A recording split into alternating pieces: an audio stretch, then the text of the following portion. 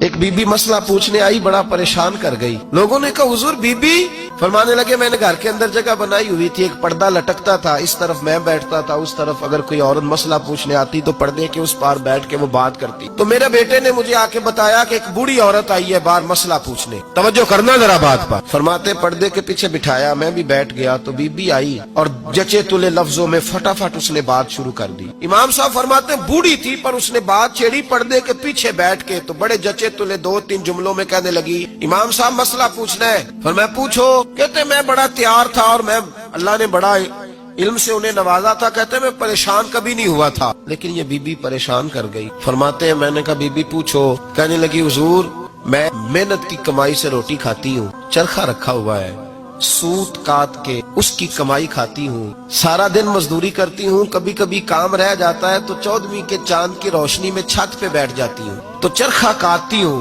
بادشاہ کا لشکر میرے قریب سے کبھی کبھی گزرتا ہے، ان کے پاس بڑی بڑی لالٹینیں، بڑے بڑے ان کے پاس روشنی کے بندوبست ہوتے ہیں۔ لشکر بادشاہ کا گزرتا ہے تو بہت بڑا لشکر ہوتا ہے، کئی کلومیٹر تک وہ گزرتا جاتا ہے، تو کئی دفعہ اچانک اس کی روشنی بھی میرے چرخے پہ پڑ جاتی ہے۔